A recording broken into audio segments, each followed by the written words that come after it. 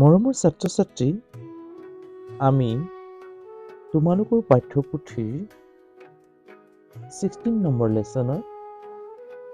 A Letter to a Friend নামৰ পাঠটিৰ প্ৰশ্নসমূহ আলোচনা কৰি আছিলোঁ। আজি আমি এই পাঠটিৰ এক্টিভিটি 1ৰ প্ৰশ্নসমূহ আলোচনা কৰোঁ আহা। এক্টিভিটি 1ত কৰিবলৈ কোৱা হৈছে Find out the subjects and predicates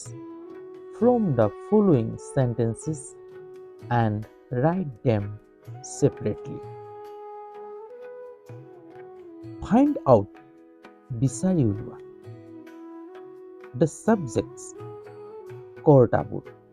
Subjects মানে যিয়ে কাম কৰে বা যাৰ দ্বাৰা কাম কৰা হয় বা যাৰ বিষয়ে বৰ্ণনা দিয়া হয় বাক্যত, সেইটো হৈছে সাবজেক্ট। তাক কোৱা হয় অসমীয়াত কৰ্তা, কৰ্তাবোৰ। এণ্ড আৰু প্ৰেডিকেটছ, প্ৰেডিকেটছ মানে বিধেয়, বিধেয় বুলি কয়। বিধেয় শব্দ ইয়াৰ বিধেয় মানে কি? বিধেয় মানে সাবজেক্টৰ বিষয়ে বৰ্ণনা কৰা বা সাবজেক্টে যি কৰে, সাবজেক্টৰ বিষয়ে বৰ্ণনা কৰা বা সাবজেক্টে যি কৰে বা সাবজেক্টৰ দ্বাৰা যি কৰা হয় সেইটো হৈছে বিধেয়, অৰ্থাৎ সাবজেক্টক বৰ্ণনা কৰা হয়। সেইটো হৈছে বিধেয়। বিধেয় from the following sentences, from মানে পৰা, দ্য ফলোইং তলৰ সেন্টেন্সেস বাক্যবোৰৰ পৰা, এণ্ড আৰু ৰাইট দেম, ৰাইট লিখা, দেম সিহঁতক, সেপাৰেটলি বেলেগ বেলেগকৈ, সেপাৰেটলি মানে বেলেগ বেলেগকৈ। তলৰ বাক্যবোৰৰ পৰা সাবজেক্ট আৰু প্ৰেডিকেটছ, কৰ্তা আৰু বিধেয়বোৰ বাছি উলিওৱা আৰু সিহঁতক বেলেগ বেলেগকৈ লিখা। এই নম্বৰটো চোৱা, এই নম্বৰটো কি কৈছে? I love my parents. I love, মই ভাল পাওঁ। My, মোৰ, parents, মা দেউতাক। মই মোৰ মা দেউতাক ভাল পাওঁ। এটা চোৱা, মইটো হৈছে সাবজেক্ট আৰু ইয়াৰ পাছৰ এই তিনিটা শব্দ একেলগে বিধেয় বুলি কোৱা হয়। অৰ্থাৎ সাবজেক্টৰ কি কৰিছে? সাবজেক্টে ভাল পায়, অৰ্থাৎ সাবজেক্টক বৰ্ণনা কৰিছে। গতিকে আইটো হ'ব সাবজেক্ট। আই সাবজেক্টত লিখিবা, কেপিটেল লিখি দিছো, লাভ, লাভ,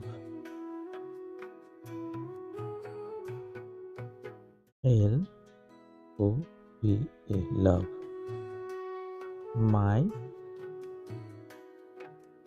parents, parents কোৱাৰ লগে লগে মা দেউতাক বুজাব। I love parents, ইয়াত আইটো হৈছে সাবজেক্ট আৰু love my parents হৈছে বিধেয়, অৰ্থাৎ এই আয়ক বৰ্ণনা কৰিছে। এতিয়া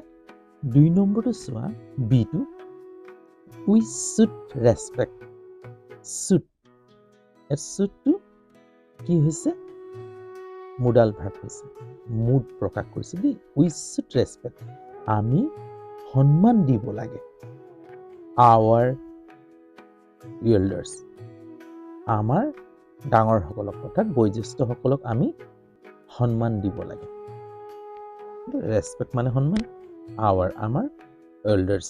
মানে বয়োজ্যেষ্ঠসকলক, অৰ্থাৎ ডাঙৰ সকলক। should লাগে বুজায় দেই, আমি সন্মান দিব লাগে, মোডাল ভাৰ্ব দেই। এতিয়াৰ পৰা মনত ৰাখিবা, এইটো মোডাল ভাৰ্ব, আমি সন্মান দিব লাগে। ইয়াত চোৱা, আমিটো হৈছে সাবজেক্ট,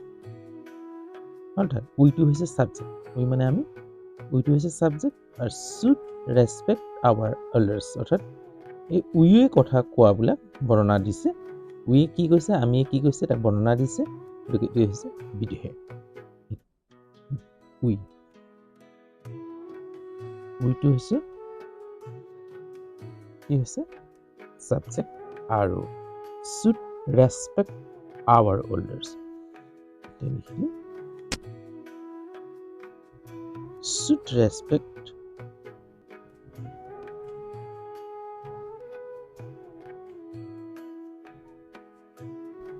respect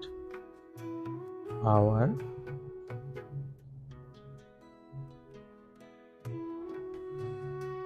elders বয়োজ্যেষ্ঠসকলক ডাঙৰসকলক সন্মান দিব লাগে সি নম্বৰটো চোৱা they are playing football they সিহঁতে are playing so present continuous tense আছে দি are playing মানে খেলি আছে খেলি থকা বুজায় are playing খেলি আছে ফুটবল সিহঁতে they মানে সিহঁতে ফুটবল খেলি আছে continuous চলি আছে present continuous tense বাক্য দি are playing মানে খেলি আছে এটা চোৱা they subject to is playing are playing football to কি কৰিছে they subject to কথাসমূহ বৰ্ণনা কৰিছে তে কি কৰি আছে তাক বৰ্ণনা কৰিছে এটো হৈছে বিধেয় এতিয়া they to হৈছে subject is y they সিহঁতে are playing football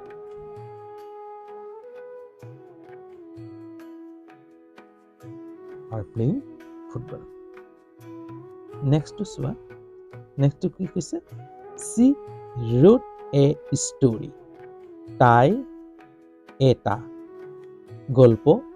লিখিছিল তাই এটা গল্প লিখিছিল wrote মানে লিখিছিল w এটা simple past tense আছে w r i t e write মানে লিখে তাই গল্প লিখে she wrote a letter তাই গল্প লিখিছিল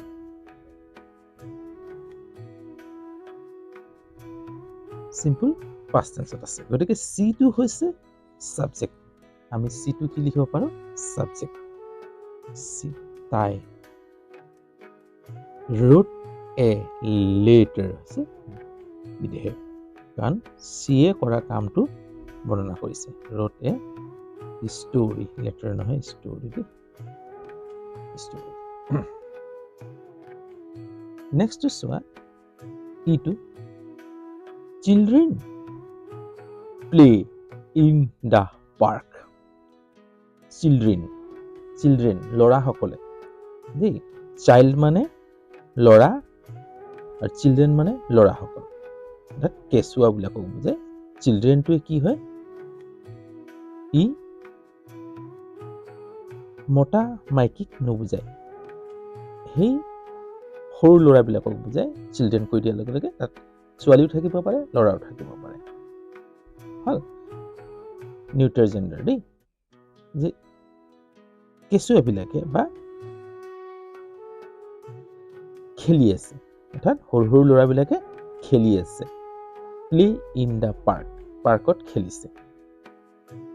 সৰু ল'ৰাবিলাকে পাৰ্কত খেলিছে এতিয়া চোৱা সৰু চিলড্ৰেন বহুবচনত আছে দেই চাইল্ডৰ বহুবচন হৈছে চিলড্ৰেন চাইল্ড হলে এটা বুজায় সিঙ্গুলাৰ নাম্বাৰ আৰু চিলড্ৰেন হৈছে বহুবচন প্লুৰেল নাম্বাৰ মনত ৰাখিবা ল'ৰা হতে ফিল্ডত অৰ্থাৎ পাৰ্কত খেলি আছে চিলড্ৰেন হৈছে subject not children to subject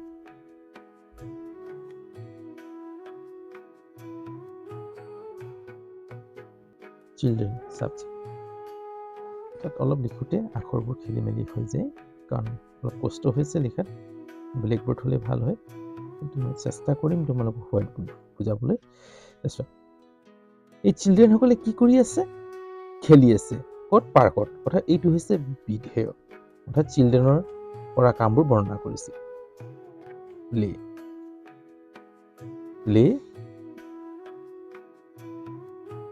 play in the park হল play in the park next to কি আছে Uday likes to play badminton Uday likes ভাল পায় টু প্লে বেডমিণ্টন উদয়ে বেডমিণ্টন টু প্লে মানে খেলিবলৈ বেডমিণ্টন উদয়ে বেডমিণ্টন খেলিবলৈ ভাল পায় হল সিম্পল প্ৰেজেন্ট টেন্সত আছে সেইকাৰণে লাইকৰ লগত এছ যোগ হৈছে থাৰ্ড পাৰ্চন সিঙ্গুলাৰ নাম্বাৰ উদয় নাম হৈছে নামটো হৈছে সদায় থাৰ্ড পাৰ্চন সিঙ্গুলাৰ নাম্বাৰ দেই গতিকে সিঙ্গুলাৰ মানে একবচন তৃতীয় পুৰুষ একবচন লাইকস সেইকাৰণে ভাৰ্বৰ লগত এছ বা ইএছ যোগ হৈ লাইক ভাৰ্বৰ লগত এছ যোগ হৈছে লাইকস এতিয়া কি হয় আমি মূল কথালৈ আহোঁ সাবজেক্ট আৰু প্ৰেডিকেটছ বাছি পৰিছে ইয়াত উদয় হৈছে মানুহৰ নাম আৰু উদয় হৈছে সাবজেক্ট আৰু প্ৰেডিকেটছ হৈছে উদয়ে কি কৰি ভাল পায় এই বস্তুটো বৰ্ণনা কৰিছে উদয়ৰ বিষয়ে বৰ্ণনা দিয়া হৈছে এইটো হৈছে প্ৰেডিকেট হল এতিয়া উদয় subject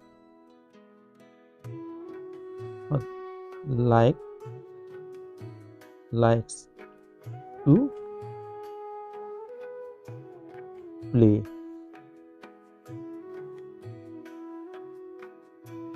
badminton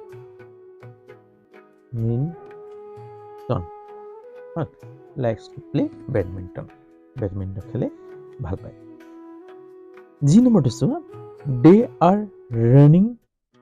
in the field they are running দৌৰি আছে in the field পথাৰত ফিল্ড মানে খেলপথাৰো বুজায় বা পথাৰ বুলিও কোৱা হয় অৰ্থাৎ কি হৈছে পথাৰত দৌৰি আছে সিহঁতে পথাৰত দৌৰি আছে এতিয়া চোৱা ৰানিং এইটো প্ৰেজেন্ট কণ্টিনিউয়াছ টেন্সত আছে দৌৰি আছে ৰানিঙত যেতিয়া আইএনজি লাগে তেতিয়া ডবল এন হয় দেই সদায় মন কৰিবা ডবল এন লিখিব লাগে ৰানিং প্ৰেজেন্ট পাৰ্টিচিপলত ৰানিঙত আইএনজি যেতিয়া লগাওঁ তেতিয়া ডবল এন বহে এতিয়া চোৱা দে সিহঁতে কি কৰিছে সেই বৰ্ণনাটো এই বিধেয়ে দিছে এই পাঠটোৱে দিছে গতিকে এই পাঠটো কোৱা হয় বিধেয় হল যে কি হ'ব ডেটো সাবজেক্ট হল they are running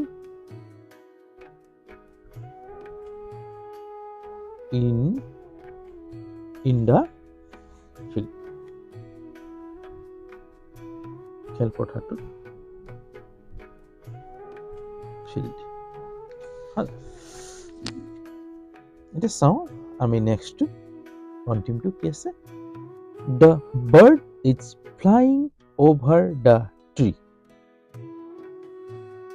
this one the birds চৰাইটোৱে is flying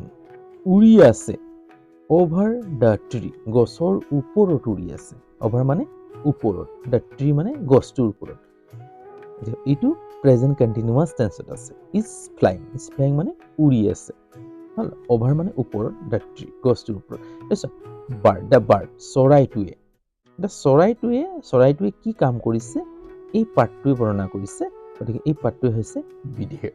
এটা সাবজেক্টক বৰ্ণনা কৰিছে তো এতিয়া আমি লিখিম the bird চৰাইটোৱে বাৰ্ড মানে চৰাই এইটো ইয়াত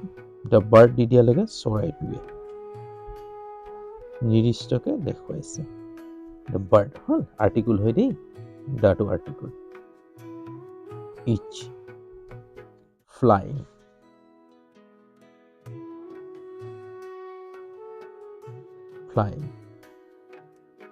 over the tree গছজোপাৰ ওপৰত উৰি আছে চৰাইটো গছজোপাৰ ওপৰত উৰি আছে অভাৰটোৰ ওপৰত বুজায় এতিয়া আমি এই এক্টিভিটি 1ক বৰ্ণনা কৰিলোঁ অৰ্থাৎ লিখিলোঁ তোমালোকে বুজোৱা কেনে পাইছা মোক কমেণ্টত জনাবা যদি ভাল পাইছা তেতিয়াহ'লে লাইক এটা কৰিবলৈ নাপাহৰিবা আৰু কেনে পাইছা জনাবা দেই মই আখৰে বাট চাই থাকিম যদি চেনেল নতুন তেতিয়াহ'লে চেনেলটো ছাবস্ক্ৰাইব কৰি ল'বা বেল আইকনটো টিপি দিবা যাতে সময়মতে মোৰ ভিডিঅ'সমূহ পাই থাকা মিছ নকৰিবা যদি তোমালোকে চেনেলটো ছাবস্ক্ৰাইব নকৰা বেল আইকনটো যদি নিটিপা তেতিয়াহ'লে মোৰ ভিডিঅ'সমূহ মিছ হৈ যাব গতিকে আজিলৈ হ'ব অন্য এটা ভিডিঅ'লৈ আকৌ তোমালোকৰ ওচৰত এইদৰে উপস্থিত হোৱাৰ আশাৰে আজিলৈ আঁতৰি ৰাখোঁ। বাই দেই।